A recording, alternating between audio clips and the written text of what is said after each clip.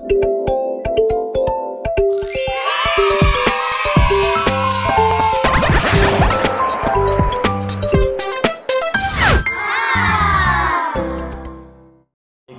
warahmatullahi wabarakatuh. Alhamdulillah, la haula wala quwata illa billah. Allahumma salli wa sallim ala nabiyyina Muhammad wa ala alihi wa sahbihi wa man walah. Qala Allah Ta'ala, wa idza hayyitum bi tahiyyah fahayyu bi ahsana minha aw rudduha amma ba'd.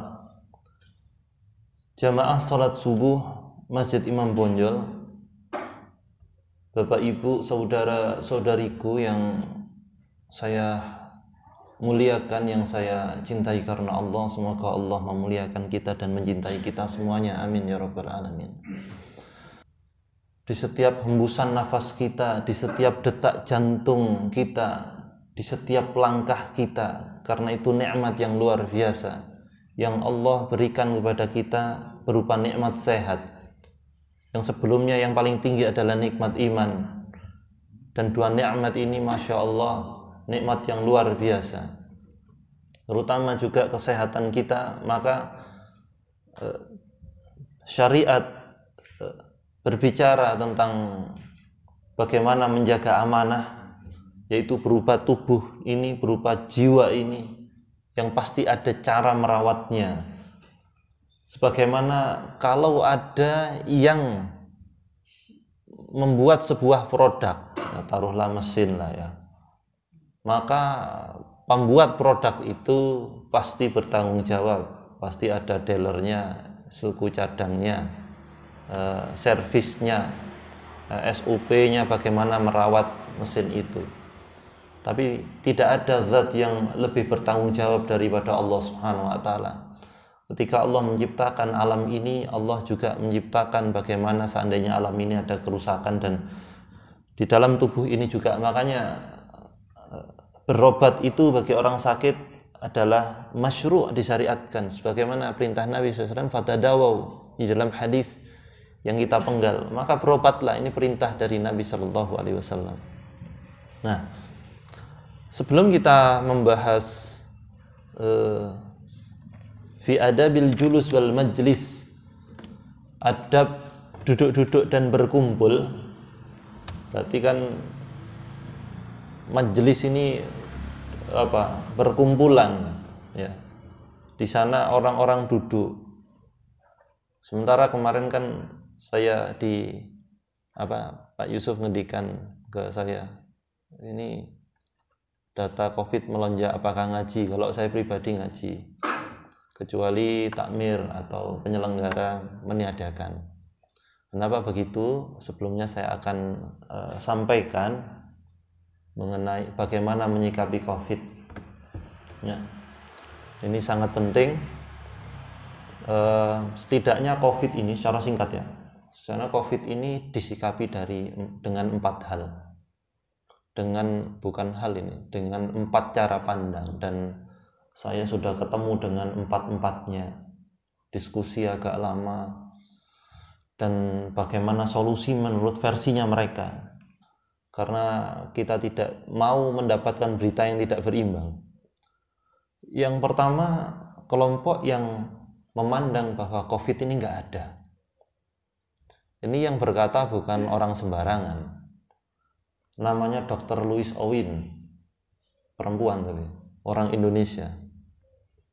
Dia pakar, dia ilmunya disegani di Belgia, Malaysia, dan Australia.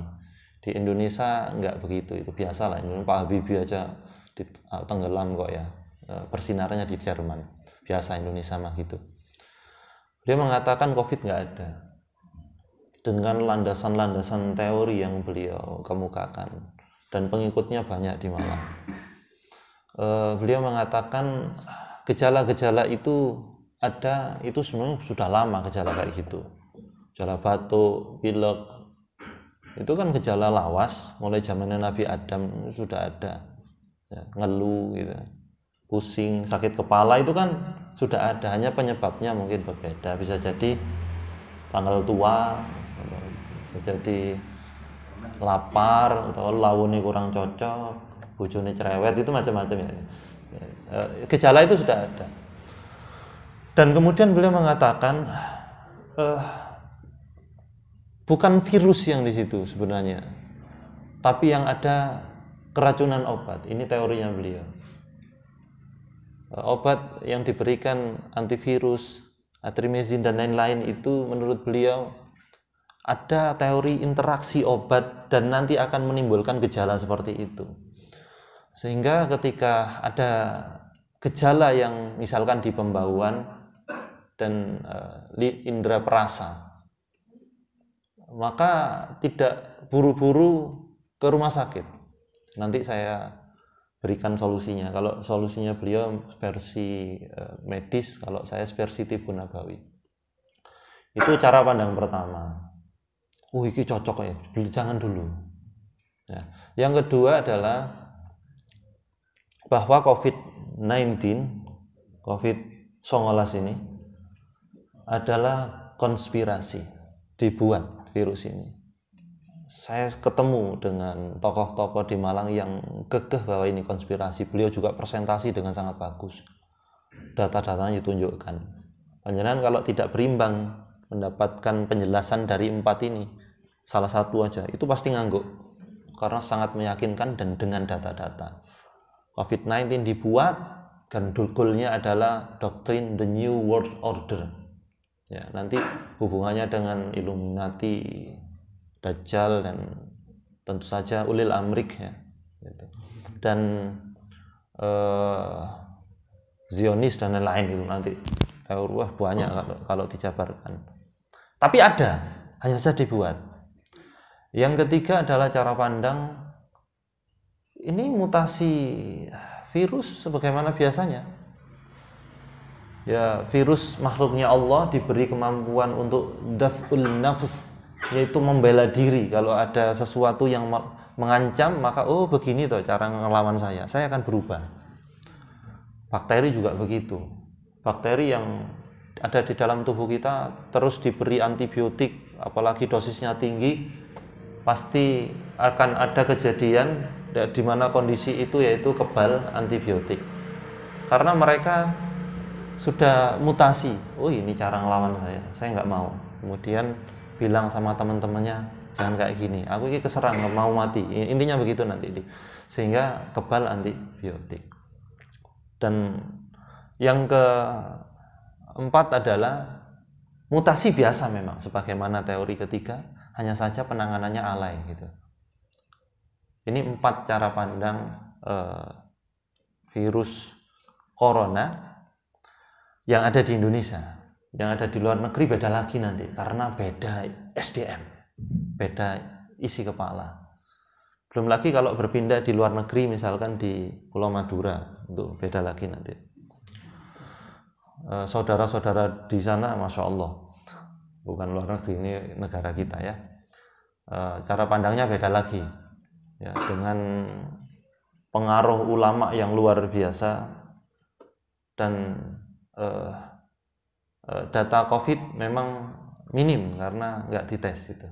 Nah, terus bagaimana menyikapi ini? Saya sudah punya, terus terang kami istikharah, saya pakai cara pandang yang mana ini?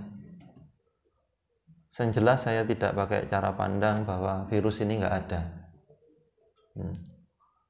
Walaupun ada beberapa tata laksana yang saya pakai. Karena kami menimbangnya juga dengan ilmu kesehatan, karena saya juga di sana belajarnya. Nah, kemudian intinya begini. Kita perlu mengetahui perjalanan atau patogenesis namanya. Perjalanan penyakitnya bagaimana. Ya, jika ada gejala misalkan batuk kayak saya ini ya. Nah, contoh aja ini ya. Terus batukku ben elegan gitu ya. Jika ada gejala misalnya batuk atau hidung mulai tidak bisa membau, dan setelah itu indera perasa mulai berkurang atau bahkan hilang sama sekali, berarti perjalanan virusnya mulai dari sini. Batuk itu nanti biasanya mulai dari sini. Apa yang dilakukan? Yang pertama, jangan panik. Jangan panik, tenang, banyak zikir kepada Allah. terutama zikir, yaitu bismillahilladzi la yadurru ma'asmihi syai'un fil ardi wala fis sama'i wa huwas samiul alim. Dengan nama Allah tidak ada yang membahayakan di langit dan di bumi ini. Ya, ini zikir ini kita hafal semuanya karena kita baca di pagi hari. Itu baca yang sering dihayati, yang yakin, ya, insya Allah akan membawa ketenangan. Ini sudah kami praktekkan ke santri-santri. Dan yang kedua, jika gejalanya ada di sini, terapi uap. Ambil air panas yang uapnya masih umebul itu, dudui sop oleh Ustaz. Jangan, ya. Oh, ini air panas, ya. Terapi uap, dihirup uapnya. Lebih bagus jika dikasih sesuatu yang tajam, yaitu minyak kayu putih, ya. Dihirup uapnya. Kalau ada kustul hindi, serbuknya diaduk. Atau resepnya Ibnul Qayyim di dalam kitab At-Tibun Nabawi, yaitu air panas diberi 1 sendok teh habatus sauda bubuk, diaduk, ditutup sebentar agar atsirinya nggak hilang. Setelah itu sebentar 1 menit, kemudian dihirup. Yang sesering mungkin menghirup, ya. Sehari bisa 4 kali, 5 kali. Biasanya 2 kali hirupan sudah hilang. Gejala itu hilang. Tandanya apa? Virusnya mati. Cepat mati itu virus itu. Sebagaimana flu, cepat mati. Nah, yang ketiga adalah ini teorinya Dr. Tirta ini, yaitu memperbaiki kualitas makanan. Bukan banyaknya ya, tapi gizi seimbang. Bopeng telu tapi laune weji. Nah, ini enggak seimbang. Ini karbohidrat. Tapi tak tambahi pohon goreng. Waduh, ayo tambah ini karbo. Loh, tambahi mie Ustaz, karbo. Ya. Sehingga gizi seimbang, ada karbohidrat, nasi tentunya, bisa kentang, pohon, kentang, kentung enggak oleh ya. Nah, ini pokoknya yang karbohidrat. Gethuk itu termasuk karbohidrat ya. Nah, karbohidrat ada, mineral ada, berarti sayur di situ ada. Sayurnya jangan terlalu matang ya. Cukup direbus 1-2 menit cukup. 2 menit kebanyakan. Nah, setelah itu proteinnya ditambah. Yang biasanya makan ikan itu 1 ekor, ikan kembung ya, tuna ya, ikan kembung ini. Tapi kalau kita ikan itu bukan itu ya, ada ikan kerupuk, ikan tempe itu kayak gitu. Jadi ya ikan misalkan, ini kan protein, jadi tambahi 1 lagi. Kalau ada, kalau nggak ada ya itu. Nah, tidak semua seafood ya. Sekarang di sini tidak termasuk yang saya bicarakan adalah iwak kelotok, urang germut itu tidak saya bicarakan. Tapi ini adalah ikan laut ya. Iwak kelotok seafood, iya betul. Peyek ikan asin, iya betul. Tapi bukan itu yang saya bicarakan. Ya, tapi ini kalau kata orang Jawa iwak anyaran. Iwak anyaran. Tidak semua anyaran karena ada gendeng anyaran, bukan. Tapi iwak anyaran.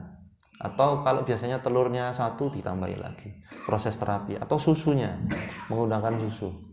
Pokoknya proteinnya ditingkatkan, air putih untuk menggelontor bakteri itu diperbanyak. Dan setelah itu istirahat.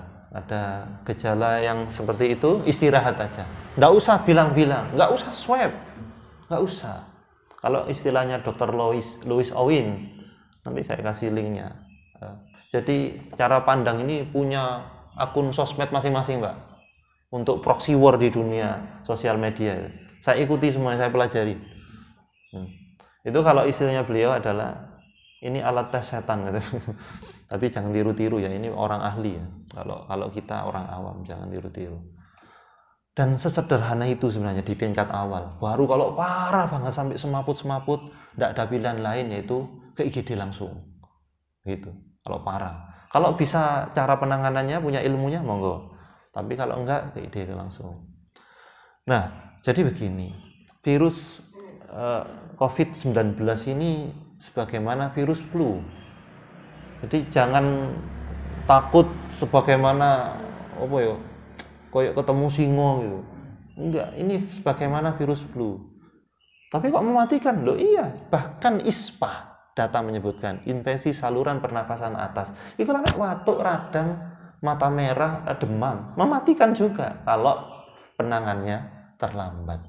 Jangannya begitu, gaji telat 2 bulan, mati bisa itu. Pokoknya karena penanganannya terlambat.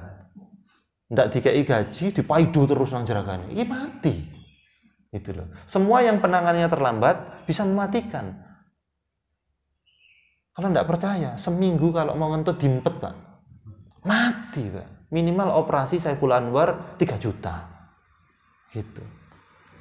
Nah, mematikan iya. Jangan sepelekan COVID. Iya, kami nggak menyepelekan. Ya, pakai masker. Itu hanya itu apa? Untuk mengorongi droplet aja dari liur. Tapi virus ya iso ngene. Wong virus. Teko kupluke sampean ndek kene reaksi dengan tumor. Ini ya bisa masuk wong virus. Ini hanya mengurangi resiko droplet, liur. Kan biasanya lek wae koyo kabute karburator kehirup. Ya ini nanti bisa ketularan. Nah, apalagi kalau yang ngomongnya punya teman ngomongnya semangat gitu ya. Terus di depan makanan itu pasti kok ilernya itu nemplek di situ ya. Karena terlalu semangat. Tidak bisa. Itu muncrat pasti. Itu mengurangi gitu. Namun yang terakhir adalah kenapa kami bicara ini? Pengalaman. Keluarga kami juga kena waktu itu lagi rame-ramenya COVID tahun lalu. Kena, diem tapi saya. Istri saya kena itu. Tapi diem saya. Lo lek kondo. Kalau bilang pasti istri saya dibawa, lah anakku sing nyusoni sapa? Aku ndak bisa keluar ASI. Karena ini kan ayah, asa. Nggak bisa. Nah akhirnya nggak usah kondo. Apa? Kami rawat sendiri. Yaitu sesederhana itu kekebalan tubuh ditingkatkan, husnudzon kepada Allah ditingkatkan. Dan itu tahap-tahapnya yang kami lakukan. Nggak ada 3 hari sembuh dengan izin Allah. Tapi nggak boleh jumawa.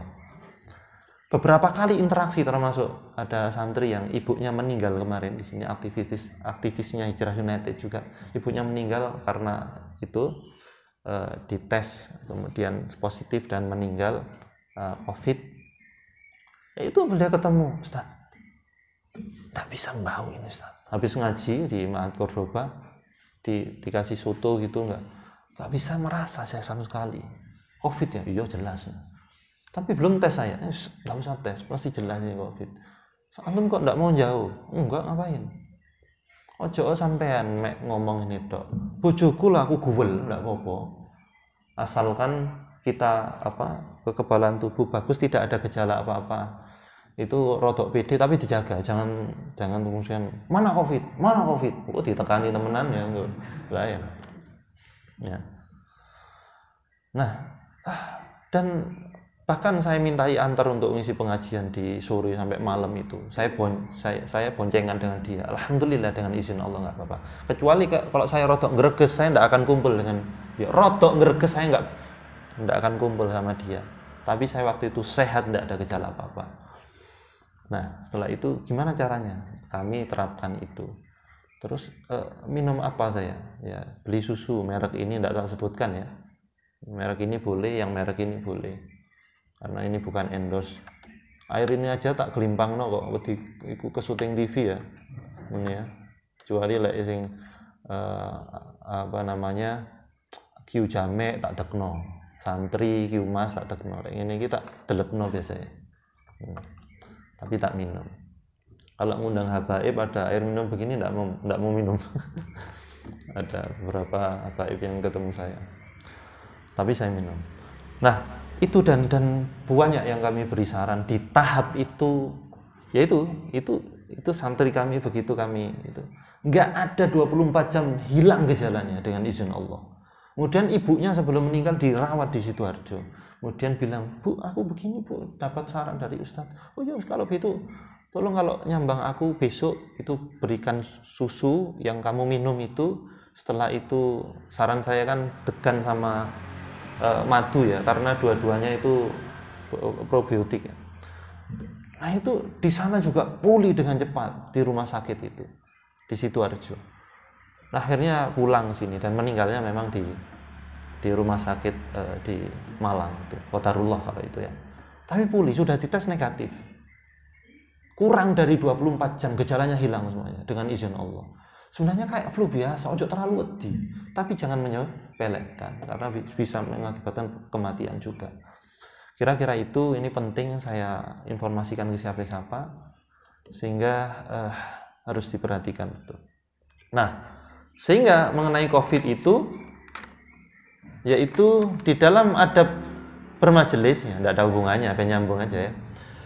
Kemarin kan kita nyampe di poin ketiga, la yajlisu fi wasatil halqa liqauli Hudzaifah ibnul Yaman radhiyallahu anhu. Jangan duduk di tengah halaqah, kalau ada lingkaran duduk-duduk itu majelis, jangan langsung di tengah, karena ini bahkan bukan hanya dilarang, karena Hudzaifah ibnul Yaman radhiyallahu anhu bilang begini, inna Rasulullah SAW, sesungguhnya Rasulullah SAW la'ana, melaknat, la'ana man jalasa fi wasatil halqah, barang siapa dia duduk di tengah-tengah halaqah, dilaknat sama Rasul karena nggak etika. Inilah hukuman bagi orang yang nggak adab, yaitu mendapatkan laknat. Baru adab duduk nggak adab, kemudian Rasulullah melaknatnya, apalagi yang lain, tidak hanya Rasulullah, bahkan orang kalau di dalam adab min adabil baul wal ghaid, yaitu adab BAK dan BAB itu, kenapa kan tidak boleh BAK di tempat-tempat berteduhnya orang, di halte, tapi halte kan pesing ya, di halte, terus di pokoknya tempat berteduhnya orang, pohon yang rindang, di pos kamling yang itu pesing juga. Nah ini karena akan tidak hanya orang yang melaknat, tapi malaikat melaknat dia. Loh, jumlahnya malaikat berapa? Wong kita dibenci 2 orang aja kita tidak suka, dilaknat 2 orang itu rasanya merinding gitu. Apalagi yang melaknat malah malaikat, berapa jumlahnya malaikat? Gitu. Ditahdzir orang sak masjid aja kita nggak enak, apalagi malaikat yang jumlahnya lebih banyak daripada jin dan manusia. Nah, sudah kita bicarakan kemarin. Sekarang kita nyampe poin 4, yaitu idza jalasa yura'il adabal atiyah. Jika kita mau bermajelis, duduk-duduk, maka perhatikan adab berikut ini. Ini sudah belum ya? Ayyajlisa wa alaihi waqarun wa sakinah. Hendaknya kalau mau duduk-duduk itu dengan penuh wibawa dan ketenangan. Sampun apa dereng? Oh iya, baik. Bismillah. Perhatikan adab-adab berikut ini katanya. Yura'il adabal atiyah. Berarti ini perinci-perinciannya. Perinci-perincian di dalam duduk dan bermajelis atau perkumpulan. Perincian-perincian yang menjabarkan hadis-hadis Nabi yang kita baca sebelumnya itu. Nah, ayyajlisa wa alaihi waqarun wa sakinah, yaitu duduk itu sikap utamanya seorang mukmin adalah penuh wibawa, tenang, sakinah. Nah, turunannya adalah bagaimana membentuk hikmat penuh wibawa dan sakinah di dalam duduk, yaitu wala yushabbiku baina asabi'ih. Salah satunya adalah dilarang kalau bermajelis itu, entah itu resmi atau enggak, entah itu cuma jagongan atau rapat bahkan, atau sebuah sidang, itu memain-mainkan jari. Wala yushabbiku baina asabi'ih, memain-mainkan jari. Ngomong ambek melintir begini. Ya apa kabar zaman? Alhamdulillah apik. Wah, kan enggak enak. Was-wasane enggak tenang. Enggak tenang. Ini kata melihatnya kan enggak asik gitu. Jadi yang melihat juga iki oh apa sih karepe kok ngomong. Kadang-kadang kan ada gaya-gaya tertentu kita. Kadang-kadang gini-gini ya. Ini enggak penting ya. Memang enggak dosa, tapi ini adab. Adab ini sudah di atasnya hukum, karena al-adab fauqal ilm. Adab itu di atasnya ilmu, perkara yang lebih tinggi, berarti mengamalkan pahalanya lebih tinggi dari perkara sekedar ini hukum wajib sunnah. Wah, lebih dari ini pahalanya. Memang enggak dosa, tapi berpahala luar biasa. Jadi ngobrol dengan orang yang punya, kan ada orang itu yang punya kebiasaan kadang kukur-kukur gitu. Tapi apakah ada lingsoe di sini? Nggak ada sebenarnya. Oh bose, nggak ada. Barusan keramas beberapa jam yang lalu. Ya. Tapi kebiasaan ini tenang orang beriman itu kalau berbicara. Adapun gerakan ada hubungannya dengan pembicaraannya.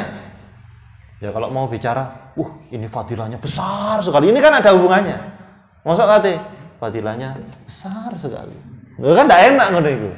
Kan harus ada sesuatu yang retorika yang mendukung itu. Kalau kecil ya kecil, fadilahnya besar, kan tidak cocok. Gerakan memang cocok. Gerakannya khotib misalkan, itu kan mari kita, kan harus begitu. Ayo jamaah sekalian, kan tidak enak. Karena gerakan ini penting di dalam ada bermajelis. Kalau tidak butuh, diam.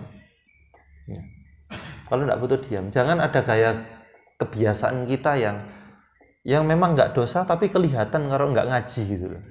Walaupun saya hijrah sejak 50 tahun yang lalu, tapi nggak belajar adab, nggak kena. Kebiasaan gini, atau kalau bicara sama orang kukunya dikelentoi, padahal tidak ada hajat apa-apa dengan kukunya. Ada seperti itu. Gini, dari mana?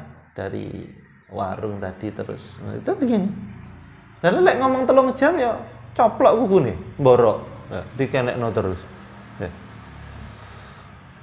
Itu termasuk larangan di dalam bermajelis, yaitu tidak memainkan jari kecuali penting. Nah, termasuk turunannya adalah wala ya'basu bilihyatih au khatimih. Tidak banyak memainkan jenggotnya. Ada orang, ibu-ibu bebas lah ini, bebas dari ini ya. Ada yang punya jenggot, Bu. Ya, enggak maskeran ya, baru. Nah, bagi yang punya jenggot kan biasanya kalau ngomong itu alhamdulillah, aman-aman ya. Ini memang tidak dosa, tapi dilihatnya itu loh. Orang yang melihat itu risih. Syukur tidak duwe jenggot aku. Berengos loh, belum bebas dari itu. Balik-balik mau dolanan berengos. Apalagi yang dia penggemar kumis ya. Lewendeng kayak pikulane soto ngono. Atau yang tebel kayak pagere kabupaten. Pagere kantor bupati itu, Masya Allah. Ini dimainkan begini kalau atau main ini diam tangan diam. Karena waqarun wasakinah, dengan penuh hikmat, penuh wibawa dan tenang, sakinah, sehingga pembicaraan kita akan terarah, tidak gelambiar kemana-mana gitu. Kalau ada hajat mungkin nggak apa-apa, mungkin gatel, ono tinggi ini gini. Nah, memang gatel ya, bukan berarti harus diam begitu aja, diam. Oh bosan kok gini nih, gatel tak tahan. Ya kan nggak bisa gitu. Lah sholat aja boleh kok ada gatel gitu digaruk. Dalam mazhab Syafi'i tidak lebih dari 3 kali. Kalau 4 kali itu termasuk al-af'al al-katsira, perkara yang banyak dilakukan. Hanya saja yang kami ambil adalah perkara yang banyak tapi ada hajat boleh tidak membatalkan sholat. Dan Nabi mukul ular tidak membatalkan sholat karena hajat. Apakah di situ ketika mukul ular ketika beliau sholat itu ada batasan 3 kali? Terus lebih dari 3 kali fall misalnya. Ini basket. Nah, ini beda. Ini sholat bukan basket.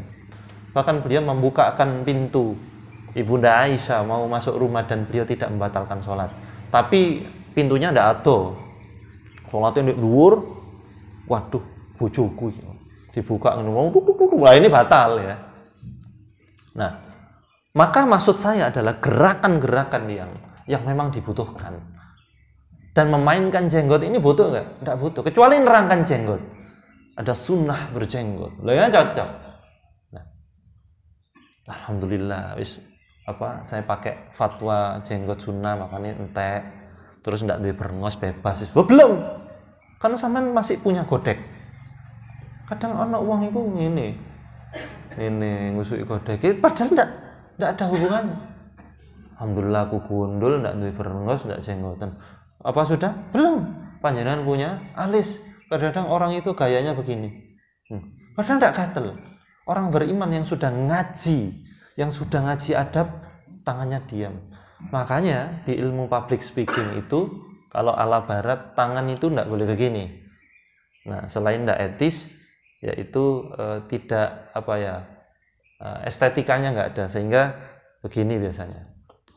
Gini. Kalau yang paham public speaking itu kalau bicara berdiri pasti begini atau nyari pegangan.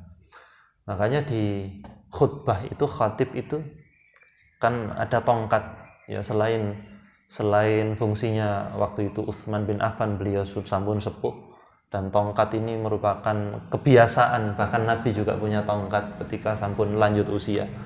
Namun juga untuk public speaking, bahwa khutbah juga membawa pedang juga karena sebagai public speaking. Tapi nggak usah ditiru, khotib kayak pedang, kayak bedil, kotri, nggak usah ya. Nah, termasuk mimbar itu diginikan ini untuk public speaking, agar tangan ini kan kita bingung, delendi tanganku, delek ini ya nggak pantas itu ya, delek sini ya, termasuk ketika sholat kenapa begini. Nah, ini agar tangan tidak kemana-mana, yaitu tidak memainkan jari, tidak memainkan jenggot. Di sini dikatakan di dalam kitab bilih yatihi, kumis tidak dibicarakan karena nggak lazim orang-orang di sana, di daerahnya pengarang kitab ini yaitu di Saudi, yaitu memelihara kumis dengan dilebatkan gitu. Makanya dibicarakan bilih yati au khatimi, yaitu juga jangan memain-mainkan cincin. Jangan memain-mainkan cincin. Yang hobi akik ya enggak apa-apa, bagus, itu seni ya, asalkan tidak dibuat syirik. Dimain-mainkan begini kalau berbicara atau dikusuk-kusuk, ini nggak cocok. Bahkan perkara sedetail ini diperintahkan untuk tidak dilakukan karena dilihatnya nggak bagus. Atau memainkan kalau adik-adikku yang masih sekolah kuliah ini memainkan pulpen di depan guru, itu kalau di mulazamah dimarahi sama ustadz, itu di majelis mulazamah mainkan gitu, dimarahi. Kami dulu begitu. Tapi kalau di masjid umum ya enggak ya. Monggo. Sambil ya enggak apa-apa kalau di majelis saya. Enggak apa-apa. Serius. Besok bawa guling ya, enggak apa-apa. Enggak apa-apa. Asalkan ya betah izin ya gitu. Ya. Tapi saya enggak apa-apa, enggak akan marah. Boleh dicoba itu. Boleh dicoba. Serius. Saya ridho. Loh ini kurang apa? Saya ridho panjenengan bawa guling, bawa bantal, selimut, ridho di pengajian saya. Saya tidak akan marah, tidak akan menuntut di akhirat. Tapi syaratnya itu betah, itu aja. Betah apa? Itu udah aja, sesimpel gitu. Nah, udah. Sekarang begini, kalau nggak ada cincin, ada peluang nggak di sini yang dimainkan? Ada gelang, jam tangan, loh. Ini bahkan seperti itu. Bermajelis ini adab, etika, tata krama. Apalagi orang Jawa ini yang dengan tata krama sebegitunya. Bahasa saja sampai ada 3, ngoko, boso, kromo, inggil. Ini ke siapa. Terus kemudian ada permisinya sambil agak bungkruk ya. Kalau dalam mazhab Syafi'i nggak boleh bungkruk, itu gerakan rukuk hanya untuk Allah, sebagian mengatakan. Tapi ya sudahlah, sebagian lain boleh ya, monggo. Sampai segitunya orang Jawa. Nuwun sewu, sampai ke kidak jempolnya. Nuwun sewu, jempol kula ke idak nggih. Lek ambil wong Palembang mesti torkop mulai mangke. Nah, ini apa-apa peluang yang di tangan ini bisa dimainkan. Misalkan ini ya, lengan panjang ada beniknya, ada kancing bajunya, ini dimainkan, di melebokno metu kayak umbel lah itu metu. Nah ini juga nggak bisa dilakukan di dalam bermajelis. Tenang, penuh wibawa, hikmat, menandakan kualitas seseorang. Sehingga kenapa sih menggandengkan waqarun wasakinah di dalam sholat juga begitu. Ketika adabnya masbuk itu, jangan perkara fikih juga ada adab. Adabnya orang yang masbuk didahului, maksudnya orang yang terlambat itu jangan lari, jangan terburu-buru, tapi waqarun wasakinah, hikmat, penuh wibawa dan tenang. Jalan sebagaimana biasanya. Nggak usah karena waduh nututi rukuk, ben kok nutut rakaat yang belawayu. Allahu Akbar. Langsung ini. Pasti menggos-menggos. Sampai Allah. Nah ini akhirnya nggak khusyuk. Nah, santai, berjalan sebagaimana biasanya. Ngapain terburu-buru? Lawang terlambat ya. Jadi terlambat salah sendiri. Sak oleh-oleh kayak gitu. Tapi juga nggak boleh terlalu santai. Terus santai sih, ambil rokok-rokokan di ngarung. Ya, bukan begitu ya. Tapi santai, jalan penuh wibawa. Allahu Akbar. Kok pas sujud? Ya sujud. Nah itu. Tapi kekhusyuan dapat. Selalu diajari begitu. Karena apa? Karena orang yang wibawa itu tenang. Orang yang banyak ngomong itu nggak akan pernah berwibawa. Sama kayak ngomongin Ustaz, lo ceramah. Apa gantian? Jadi orang yang banyak ngomong tanpa guna, ngomong apa sembarang digunem, sembarang dikomentari. Ini cocoknya ini dia digandeng dengan Mas Anang ya, ngomentari Indonesian Idol itu cocok lah. Lah ini kok apa-apa dikomentari, ndak ada topik pembicaraan dia bikin. Ini enaknya ngomong apa ya? Ndak wibawa. Tidak wibawa. Tapi diamnya singa itu berwibawa. Semakin banyak menggonggong anjing itu semakin hina. Makanya Imam Asy-Syafi'i rahimahullah, saya itu kalau berbicara dengan orang yang bodoh saya diam, itu jawaban saya. Ada orang bodoh ngejak debat, diam saya. Ya, itu. Sehingga beliau begitu akan berwibawa dan jawabannya singa itu diam.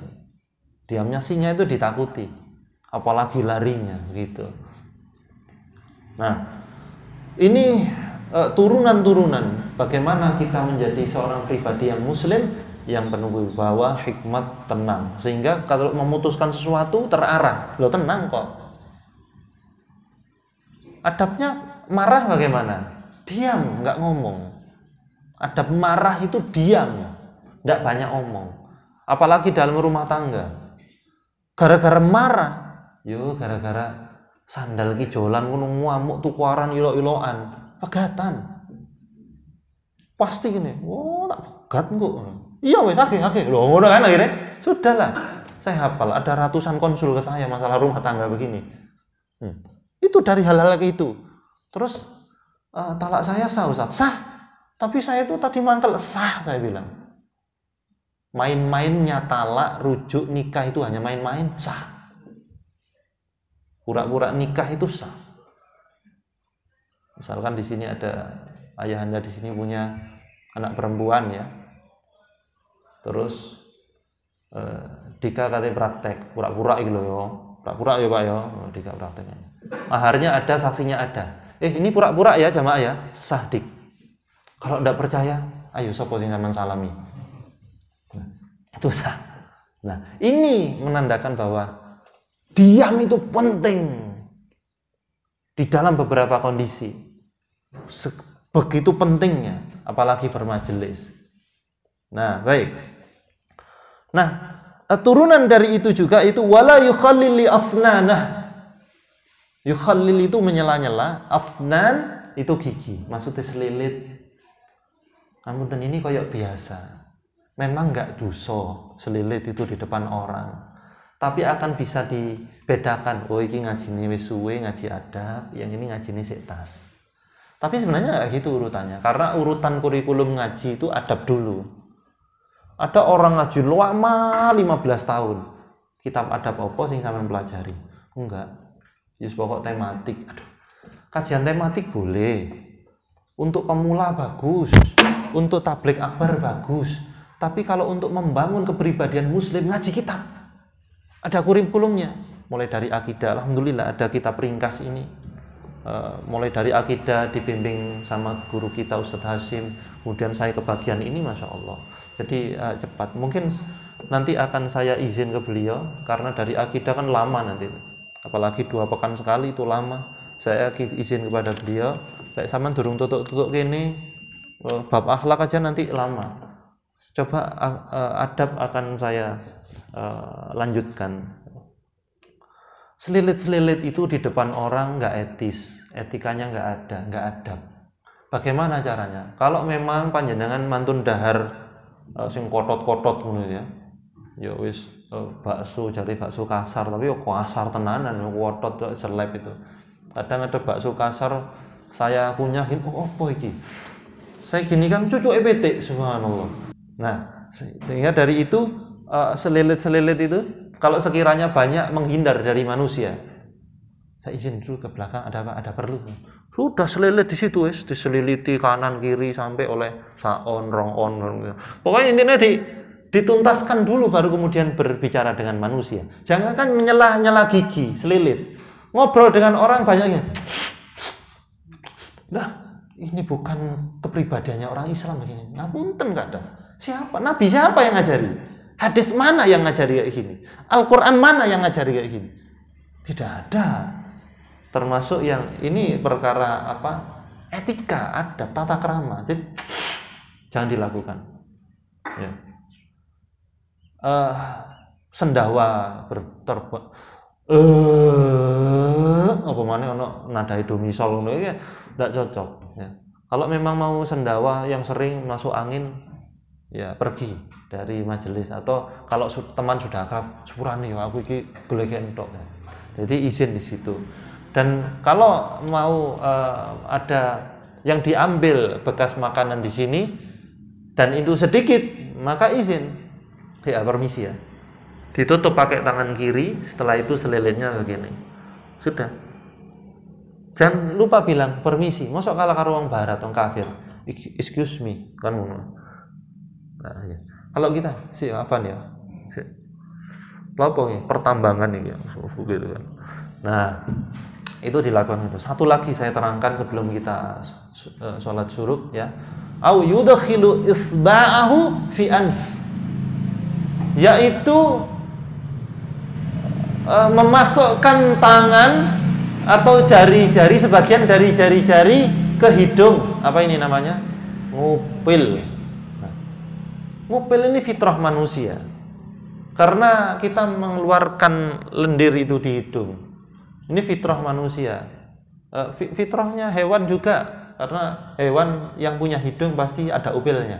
Hanya saja berbeda cara ngambilnya. Kalau kucing tidak dikeroki ya catu kabeh ya. Paling ngono tok. Ngupil biasa. Tidak haram ngupil itu. Tapi ada adabnya. Di majelis jangan ngupil. Kalau sekiranya habis perjalanan jauh naik motor dari Gondang Legi ke sini, pas macet di Krebet itu truk-truk tebu itu kan solar mlebu kabeh nang irung. Nah, ini kalau memang ngetel ngupilnya, keluar dari majelis. Diresiki, pakai tangan kiri adabnya. Tangan kanan boleh, tapi tangan kiri. Ya. Ini kelingking napa jempol? Kelingking. Lek kepengin nyepor kaya knalpot racing ndak apa-apa pakai jempol. Ini pakai. Tidak di hadapan manusia mobil, di hadapan majelis ya. Kecuali mungkin orang yang sudah akrab di keluarga ya begitu. Tapi yo ingat harus penuh adab. Kalau sudah diambil ini kotoran, ini harus dipikirkan, ini nang ndi ki arahe. Nah, kadang-kadang disentik-sentik nang wong-wong itu. Tus gini. Sementara koncone nek ngarepe pas angop. Nah, ini kan akan ada pendaratan yang di luar dugaan. Kok kesel? Kok asu? Nah, ini dari panjenengan dosa banyaknya ya. Tapi enggak usah ngaku. Iku opelku saya enggak usah ya. Karena nanti akan menimbulkan permusuhan dan merusak ukhuwah Islamiyah ya. Itu. Nah, ini harus diperhatikan. Ya Allah, ngupil lho diurus ya. Ndak agama Islam ndak ada kayak gini nih. Ngupil diurus. Panjenengan pernah tahu hadis walaupun dhaif ada ndak? Hadis di mana Nabi ngupil? Pernah tahu? Ada hadisnya Nabi ngupil. Ada hadisnya Nabi kentut. Sallallahu alaihi wasallam. Enggak ada. Bukan berarti beliau tidak melakukan itu, hanya saja tidak terekam oleh manusia. Berarti betul-betul disembunyikan. Tidak ada umatnya Rasulullah itu tidak ada begitu. Ya memang guyon, tapi ya memang tidak dosa ya. Seandainya enggak mengganggu. Kalau mengganggu ya dosa. Bukan kentutnya yang dosa, ganggunya ini. ambune wis mangan mie instan campur ndok setengah mateng mambengi ya. Iki ambune iki pasti koyo peceren. Ngalang-alai, ini pecerenya peceren gitu. Ini enggak ada rujuk. Bahkan keluarganya tidak ada yang berbicara tentang itu. Ibunda Aisyah, apakah ditutupi? Loh jangan kan begitu. Bagaimana beliau buang air kecil? Itu dibicarakan, apalagi perkara kentut. Ini menandakan beliau merahasiakan ini. Beliau merahasiakan perkara ngupil. Beliau batuk, iya. Batuk, ada hadisnya. Tapi ngupil, nggak ada. Bukan berarti tidak boleh. Tapi begitu luar biasanya menjaga muru'ah. Ya, panjenengan harus elegan itu sebagai orang mukmin. Di majelis jangan ngupil. Nah, kalau sudah dapat gitu, nyengit-nyengit gitu, pura-pura gini, duh rodok ngelungin. Nah, oleh misalkan, ini awas, ojo disentik, no. Biasanya pendaratannya di mana? Airportnya di mana? Kalau nggak tahu bebas di mana disentik, no. Biasanya tembok.